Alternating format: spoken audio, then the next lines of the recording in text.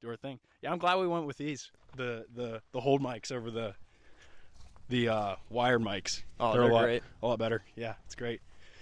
Yeah, so how are you doing today, Dallas? Oh, it's a beautiful day. It's a beautiful day. Gotta love a Sunday. Yeah, Chick-fil-A, we're always off on our Sundays. yeah. No, it is. It's great. So yeah, no, I think we should start this podcast off with talking about accountability. Accountability. Yeah, because I don't think this podcast would have happened without some great accountability. Oh, man. On both sides. Yeah, Agreed. right. No, yeah. Like when we first had the idea, I basically said to you, it's on you to figure this out. Yeah. I don't think if we didn't do that, I don't think we would have ended up doing the podcast. Yeah. I'll tell you what, man. When you told me that, you pointed at me, and there's that intentionality you had when you did that. I was like, I just have to go for it now. And Yeah. I'll tell you what, I'm super excited to get started on this journey. Podcasting, I think we both like to talk a lot. Yeah. People would call it, what do they say at work? Yapping. Yapping. Yeah, yapping away. I don't know why I couldn't think of that, but Yeah. I think this will be good. Spread some knowledge, spread some information, good insights about how to win, bro. Yeah. No, exactly. How to win, how to really strive, how to progress in life. The strive, So, man. Yeah, how about It's all about the strive, bro. Yes, it is. How about let's start off with telling the people what do you want to do in life, Dallas? What's your plan? The call. The calling. Yeah, what's your And calling? you were talking to me about this. A while, I want to say maybe a month back, you were talking to me about different characters in the Bible and how God would give them the call, Yeah. the push out of comfort. Right. Like with Moses and Abraham. When they were Yes. living relatively good lives, they had it going, they had families, and things were going good. And then God would be like, you have to go and do something so irrational, it doesn't make sense, but trust me, it's gonna work. It'll make sense And eventually. you have to go. Yeah. And when I think about that call, and I think about being intentional about where should I go next, I always get goosebumps, man. And there's a lot of different good avenues. I'll tell you what, when you're around this age, there's so much opportunity all around. Yeah. Yeah. It's getting pretty windy, but cover it like this. So see how Cover I'm it up covering here. it? Yeah. Does it sound? I don't know how it would sound, but I'm assuming the wind is the wind's pretty strong. It's beautiful out, but man, it is Yeah, windy. it is very windy out here. Gosh. Any viewers that are listening. But back to what we were talking about. Yeah. Calling wise, right now I'm going for school for PTA, physical therapy assistant. Yeah. And I think exercise, we could walk this way if you want. Exercise is probably the best thing you can do for your health. And Yes. not just physical health. When you think of exercise, you think of the muscle, you think of your heart health, but your mind. I don't know about you, but whenever I get done with the run, it just opens up so much thought in my brain because all those endorphins are just rushing. Yeah. No, I feel great after a run. The runner's high. Yeah. But- So, with my calling, I wanted to go for something like that because that's what I'm interested in. Right. And at the end of the day, it's going to come down to something you're somewhat good at, interested in, but it's also going to be a little difficult, Right. Healthcare isn't easy. Wait, what was that? Healthcare, Yeah. it's not easy, man. And same with, we're working fast food right now at Chick-fil-A. Right. We deal with, some mean people some days. Right. People they can be pretty unforgiving. But I think when you're working with patients and they start to see that they are making a rebound, let's say they had a hip fracture or maybe a shoulder sprain, anything like that, and they start to get that range of motion back and they start to get the idea wow, this is really working and my physical therapist has helped me along the way. That's a super rewarding process. I want to be to a part help, of that, man, to help people through the recovery process. Yeah. Yeah, awesome. Wow. So what's some things you learned in your how many years of school you been in? Right now, I've been in school for 2.5 years. Okay, yeah. What have you learned that might be interesting to people listening? Well, I started out with a year and a half of nursing, and near the end of my last year of that, I started my clinical rounds. And being in the hospital and being real up and close with patients in a setting like that, just learn how vulnerable people can be, when they're in need. Yeah. That was real eye-opening, like having interactions with them. Like, I wouldn't keep that in mind right away, but I could see it on their face when I'd go to talk to them. They just did not seem comfortable. So I would try my best to lighten the mood, or like explain what's going on to them. Try to just be there for them. Yeah. And I could tell it made a difference, and sometimes I could make them smile. And that, at the end of the day, I'd go home, because clinicals for nursing, we would start our clinicals, we'd have to be there, I think about 5:20 a.m. in the morning. And then we would be there till, I want to say, 2 p.m. Yeah. So I'd get back, I'd be out, taking a nap. But right before then, I'd reflect on that clinical and the people I met, and just being able to uplift some people, make them a little happier. It's a hard setting, they deal with a lot, and most people in healthcare, especially when you're in it for a while, I notice they just kind of lose that sense of care. You know what I mean? They're just going day in, day out. Same old, same old. That's Right. That's how they talk. And I'm like, man, I never want to become stagnant in any aspect of my life, let alone, my calling. And Yeah. they already are. Right. So are you saying that the medical field has become stagnant, complacent with where it is? I think most healthcare professionals, at least from my experience, that's the attitude. Yeah. And I think it's, if we go back to how we opened this up, I think it just goes down to how much accountability they're held to. Yes. Yeah. And do you think it's a money thing to they're just in it for the money? Oh my gosh, 100%. Especially, I see a lot of new students going for nursing. Right. And every time somebody goes into nursing, I'll spread the message too. I like to explain to them, and most of the time they get hit with these kind of messages oh, it's really hard. You got to really care for the job. Yeah. It's going to be a lot. They're going to put a lot of pressure on you. But I don't think they care about any of that. They don't care that they have to have a big heart. They are just looking at that dollar sign, which they are paying nurses a very handsome amount of money nowadays. 100%. Yeah. And I also do you think it's like a pride thing, or an ability to say, yeah, I help people for a living, but in reality they don't really care. They just get to say that they help people, but they don't actually, you know what I mean? Have the heart in it. Yeah. Yeah. Right? I know some personally that that's the kind of attitude I got from them. I had a relative of mine,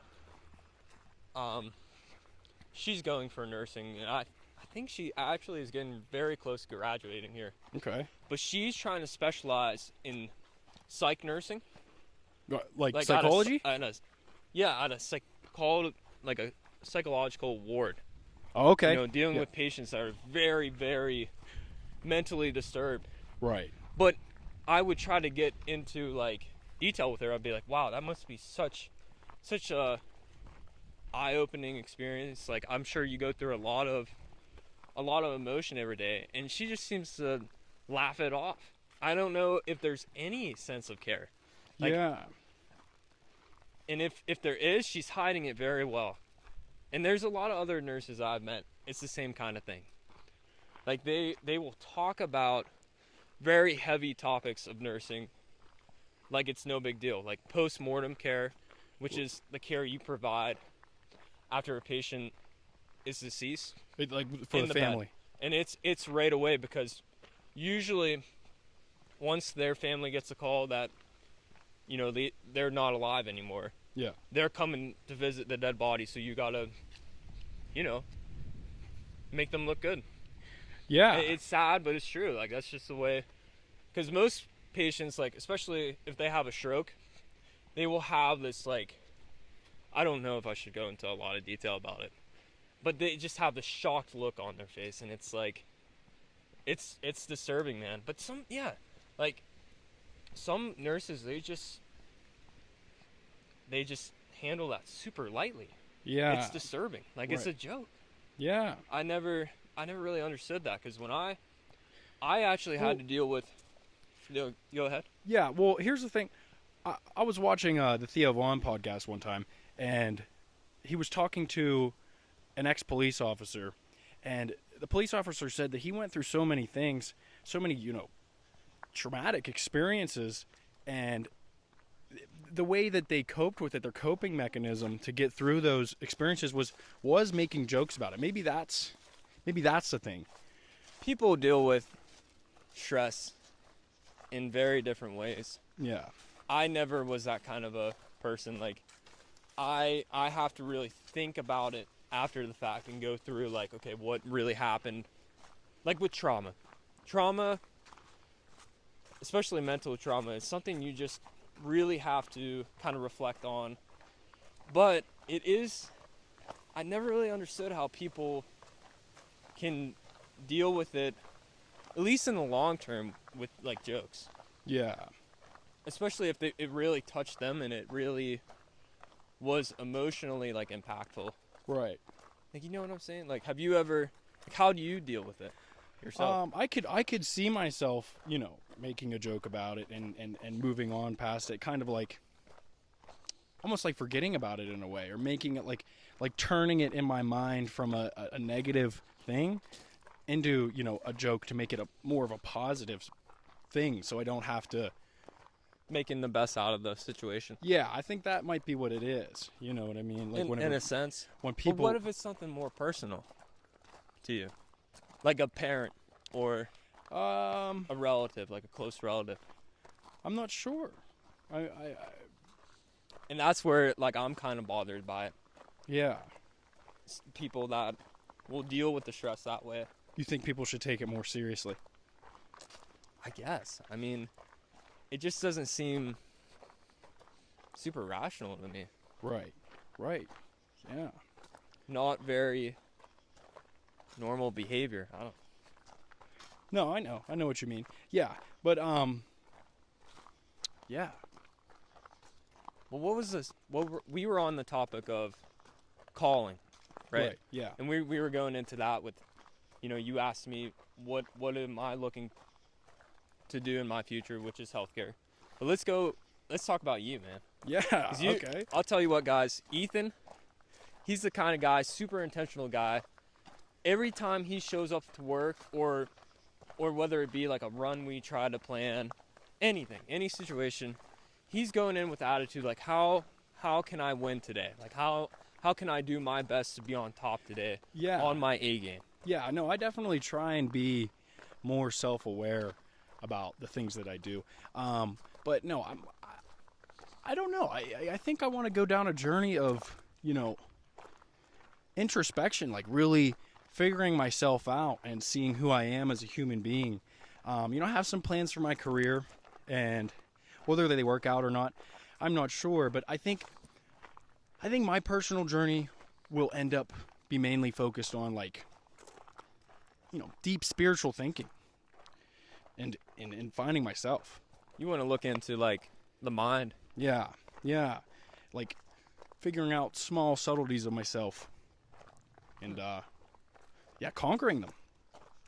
Have you ever thought about doing psychology? Anything in that? Yeah, I definitely have. I mean, it would be nice to be called, Dr. Roop. That would be a, Sounds like it has a ring to it. Yeah, I guess so. But I've thought about doing psychology because I honestly, I spend a good portion of my free time reading psychological books, like Carl Jung's book, The Red Book. It's an awesome book. It's an amazing book. Nietzsche, Jordan Peterson, a modern day psychologist. I've attended his seminars, and it's honestly amazing what he Yeah. has to say. You've been doing Yeah. a really good job of self-educating. That's something I have a difficult time doing. Like when I have a lot of free time, I always tell myself like, oh, I'm gonna go try to absorb some more information today about what I'm interested in for the better. Yeah. And then here's something I want to talk about Okay. that I end up getting sucked into in the process. I go on YouTube to try to, watch some good digestible information from good sources, and I start on this avalanche, I'd call it, of short reels. Yeah. These 30-ish second videos of just information overload. Yeah. No, they'll suck you in, and it's almost like a blender to the mind. I mean, you can't really focus in heavily on one topic. Yeah, exactly. Yeah. I totally agree. It's Yeah. Here, let's see what we got going on here. take a little pause. I think they're very troublesome because The reels. you end up, yeah. Yeah. And here's something that really bothers me about them, which people don't really talk about it, but I've done some like reflection, and maybe I get a few minutes into it, and I start trying to think to myself, like, can I even remember, maybe go back several videos ago, can I remember any of those? Yeah. And most of the time, my answer is no. No, exactly. My brain was not able to retain any of that. Right. Now, maybe it's like, oh, it's somewhere back there and you can pick it up later on in the day. No, it's gone. Right. And really, what you did, you're doing two things. One, flat out, I think you're wasting your time. Now, some people, they'll watch like funny Instagram reels or, maybe like, I'm trying to think of like certain examples like cats or dogs more doing entertaining dumb things. Yeah. You Yeah. know what I What mean. is your what's your Like, algorithm just a look like? laugh. What's your reels look like? What do you think Well, majority of them are? the problem is mine are like they would be good information pieces. Yeah. And that's what I think to myself, like, oh, like here's a video on exercises, like what's the most optimal exercise for your delt muscle. right. And well, it just really isn't going to be worth anything in the long run because I'm not going to retain any of it. You're not going to retain so I any just of it. wasted my time. And secondly, a lot of studies have been showing this is a true fact too. These reels and the way they are structured, if you spend a lot of time on them, I'm talking maybe like hours a day, Yeah. they have been shown to reduce your attention span Oh yeah, 100%. a large margin. And I think we're seeing it a lot in generations coming up. Like I know, especially in school, like right now I'm taking college classes, and some of them are with freshmen that just came in, Yeah. and they just seem to have a really hard time once you get into maybe the 20-30 minute mark of just staying focused. Like I can just see it in their mannerisms, in their note taking. Like it's just they're not taking notes anymore. I see a ton of them getting away with opening up their laptops and playing video games. They're playing games. and no one's gonna say anything. And right. I just don't understand it at all. Like it's completely defeating because, well, for one, you're paying for those classes. Yeah. You're spending It money is to not be there. high school anymore. I don't Right. know. I went to Geneva for roughly 2 years, and I never saw anyone do anything like that there. A very well-respected school, and I've never seen kids or young adults really have that kind of attitude. Right. You want to turn around? Let's see how far along we are. Take a little pause. Yeah. Little pause. Catch Dang. our breath. Yeah. This is a Very- little bit of a walking and talking podcast we Yep. have going on here. Maybe that could be the name. My heart rate's high right now. The walking and talking. I think I'm in zone 2. zone 2 cardio. Zone Yeah. 2. We can get on the topic of. The We're both cardio. very interested in running. Yeah, Yeah. that could be our next, So we're about 20 minutes in right now. How long do we want to go here? like 30. 30 minutes altogether? Okay. Yeah, that's Yeah. fine. Ish. Yeah, zone 2 cardio. Yeah. So- tell us a little bit about that, Dallas. Well, zone 2 and all 5 zones, I think they have it's about 5 zones of, it's basically like heart rate percentage. Yeah. And zone 2 would be roughly, I think it's 60 to 70-ish percent heart rate max. Yeah. So it's something you could sustain for a good while and not burn out and not fatigue. Yeah. I've done a lot of research in what zones, especially of running, are best for your optimal training. And what I mean by optimal training is quality sessions. Like, I don't want to be the guy that's spending hours running a week, 100-mile weeks, like 70 to 80, 90-mile weeks, just completely tearing up your joints. And I'm not seeing a lot of progress, not as much as, professional athletes. Right. But I've been looking into a lot of how to really optimize your sessions. And basically, zone 2 is where you want to spend the majority of your time. Yeah. You go ahead. So, I remember you did, like, what was it, a couple of months ago, you switched around that training. Like you said, you went from like 70-mile weeks to down to that 20-mile week range. Exactly. And that was a couple of months ago. So have you... Which would be like 50-mile difference. Yeah. Have you seen, like, a change in your results? Well, I'll tell you what. If anything, my performances have been as good, if not actually slightly better, than when I was training in college and doing, 75-mile weeks of mostly middle of the road kind of training. Like, my easy days were not easy. They were more in the gray zone because that's what the whole team did. I'm not going to be the guy, and if you're exercising or running or walking with anybody, you don't want to be the one that's like dragging everybody behind, or you don't want to be left behind. So that's what we all did. We all ran.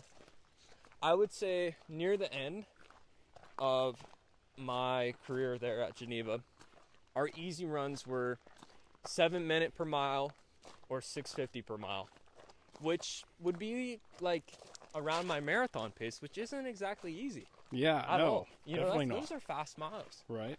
They're not what I would call comfortable. Zone 2, on the other hand, which most experts say you got to spend around 80% of your training in, it's a conversational pace. Right. And you can do it for a while. It's supposed to be like the base of the pyramid, they call it, with like that last 20% being like the top VO2 max area. Yeah. No, anything you're doing in life, especially exercise, which I've looked into like optimizing my lifting too. You don't want to be wasting your time doing subpar and suboptimal sessions, Yeah. You want to get quality sessions, and with those like easy 80% base training, I would also do a threshold session every week. And the big workout that a lot of professional endurance athletes do, especially in the country of Norway, it's called the Norwegian 4x4. Yeah. And going into that, it's essentially 4-minute intervals of roughly 90-95% of max effort. And in between each of those, it's 3 minutes back to that like easy, if not slightly easier pace. But you're not stopping, you're still going. So it's a total of 25 minutes. But for me, that would be my like go-to quality, like getting my VO2 max up, getting my speed up session. And I would only do it once per week, and I was able to run pretty much 17 flat 5K. I dropped my 5K time down 30 seconds from college. Wait, how you dropped your time down 30 seconds? What was the time frame for that? Like, how long did it take you to drop that 30 seconds? Well, I took a break from running for a while. How long was that break? I would say 2 months. 2 months. Okay. 2 months. So okay, not outrageously long. Yeah. But from that 2 months, how long did it take you? Do you think To get to that time, to get that 30 seconds down? To get to maybe 2 months. 2 I months. think it was about 2 months, and wow. I actually split that 5K in a 6K race. It was a hilly course too. Finished with a great time. I think I ran about a 20:21 for a 6K. Really great time. Yeah. I think it's a roughly 5:32 pace, Okay. which is a pace that I've been looking to, very low 5:30. That's a pace I've been looking to get in a 5K for a very long time, and I never really got in college. But restructuring my training and just kind of like reanalyzing what I'm doing with that and trying to optimize it has made a huge difference. And if you feel like anybody listening to this, I guess, if you feel like your training is not getting you in the direction you want to go, just reevaluating that and going to the basics. And Yeah. I would also say look at what are the experts doing, which for distance running, I would argue, what are the experts? Who would Elliot you argue? Gachobi. The Kenyan runners, Yeah. running those yeah. marathons at a blistering roughly 4:30 pace is like what the best people can run, which I can't even run a 4:30, in my dreams. My best time is a 4:48. That's your mile PR. Yeah. Yeah. Which is still pretty good, but sub 5 it's a great time for a mile, but they just kill it. And Yeah. I've analyzed a lot of their training, and I want to say nearly half of their volume in a week, which they run I think upwards of 120-mile weeks. They crank a ton of mileage. Yeah. And they would do a lot of double days. It wouldn't be like just one long run every day. Most of their days they did doubles. Now in the late afternoon, they would always do this shakeout run. It was called the Kenyan Shuffle. They would do 60 to 90 minutes at a pace of roughly 9-minute pace, Yeah. which for me and you would even be as easy, We could. right? Yeah. But it's like if they're incorporating time, like a pace that is that slow relative to their marathon into their training, we should be just doing what we're doing right now for a ton of our volume if we're looking to Well, just literally a walking pace. Yeah. Yeah. if we're looking to increase our view to max like they're doing every day. Yeah.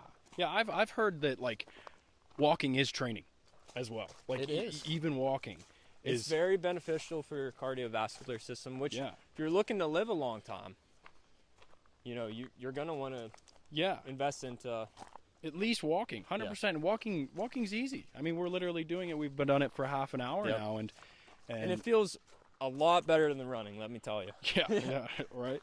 Right. Better on the joints. Yeah, or maybe rucking. I mean, Rucking? yeah. Ethan's been looking a lot into rucking. Yeah. I'm very new into it, and I do want to try some more of it in the future. But yeah, Yeah, I Let's mean, talk Dallas about gave that. me a little bit of pushback on it, but no, basically for anybody who doesn't know what rucking is, it's hiking. It's hiking with a weighted backpack on, maybe 30, 40 pounds, and you just walk. You just walk with that, and it's good for, upper body strength building, good for posture, and cardio as well. yeah. Yeah. And it's based off the weight you put in your backpack should be based off a body weight percentage, right? Yeah, I think I forget what the percentage is, but there is a Like 25. 25. Is that what you said? Is that I what think I heard you might say have that. said that. It's I don't like know. roughly that amount. Yeah. Yeah. It's pretty intense, and I think it's a main practice that the military uses a lot Yes. in their training. Yeah, I actually am. I go with my friend who's planning on going to the military a lot, and sometimes we'll actually we'll go on rucks and we'll find like a log or a rock on the side of the road and literally just carry that rock for miles. Wow. Yeah, and that is hard to do. Like at first it's pretty easy, but then eventually it gets to the point where you're like, You're maxing out your muscular endurance, yeah, especially in your arms. Your arms aren't used to that kind of. right. Your legs are used to it all the time when you're running, but your arms aren't used to like. Holding something. For extended Unless if you periods of do like time. rowing machine, Yeah. which is really hard. Have you tried that? Yeah. With the cables. Yeah, Yeah. you're like swinging back and forth. That's, Yeah. man, if you're looking for a good workout, do that for 15 minutes. You'll be, Yeah. No. Yeah. Yeah. And that's what I'm saying. Like after 20, 10, 15 minutes of holding that log, like you're really tapping into that mental willpower. yeah. You know. And I want to, going on to like military, the topic of like military training, Navy SEAL training. If you ever want to watch video, like if you think to yourself, man, I'm just in a bad state right now, I can't get anything done, I want you to go watch Navy SEAL training Hell Week. Yeah. Have you seen those videos? I looked into the Hell Week, and it does look like hell, because at one point in time, I wanted to maybe go to the military just to get that self-discipline factor. Yeah. Which even, going into like the Marines or the SEAL, well, not the SEALs, I'm just talking about that. The Marines or the Navy, like those are hard to begin with. But to even get into SEAL training, like you got to pass some certain like qualifications to even start the training. Yeah. But once you get into it, so you already have a group of proficient individuals, mostly men, Right. going through this training. And I remember watching the video. The first day, they wake those soldiers up, crack of dawn, with fireworks and gunshots. And Yeah. I think it's about 3 a.m. at this point. And they start yelling at them like, "Go outside!" And they have them line up, and they have all this disorganization around them, and with all the sound Yeah. and all this misdirection. But they want them to organize themselves in the midst of the chaos. Right. That's something they try to really hit on throughout the whole program, is like really pushing their limits and seeing when they will break that, Like break that being discipline. intentional about like commands or holding that weight up for a certain amount of time. They're just in your face, and you could be doing everything right, and they could be telling you the opposite. And you just gotta hold that weight up. Keep going through. It's intense. It's super intense. You would have to really watch it to get a better taste of how, go through it too. Well, yeah, I mean, Let even alone go through the principle of the self-discipline, I think that's what life's about. It is about, putting yourself through suffering for the betterment of yourself and even people around you, Yeah. Totally agree, man. Yeah. Yeah, and I think they show that Yeah. a big portion of their training. That's what it's all about. Yeah. Is the, suffering for the betterment of yourself and the people around you. I mean, even that's what Jesus did. That's literally what Jesus did. Discipline He on carried the cross up the man. hill Yeah. for the betterment of the people around him. Yeah. Everyone. Yeah. And hung on it Yes. for hours. Yes. Hours. Yeah, I think the story. Huge metal stakes in his hands. Right. In his wrists, I believe. Yeah. And Well, in his ankles. yeah. No, I think that the story is supposed to show you that what you're going through is not that bad. It's not that There bad. can always be worse. Yeah, there can be worse. And at the end of the day, in your situation, you just got to do your best. And people do go through hardship. Yeah. And it's good to understand that and be Right. with them and help them. But Yeah. you got to tackle your own demons Yeah. at the end of the day. And you got to try to maintain your discipline while doing Yeah. it. Yeah. Like you were saying. Right. Yeah. No, yeah. I think this was a good podcast. I think we did Yeah. well for our We- first one. We covered a lot of different Yeah, things. we covered a I lot think of it was good. things. It's Yeah. a beautiful day out, guys. It's a great day. It's a great day. Wow. Anyway, man, Yeah. till next time. Yeah, till next time.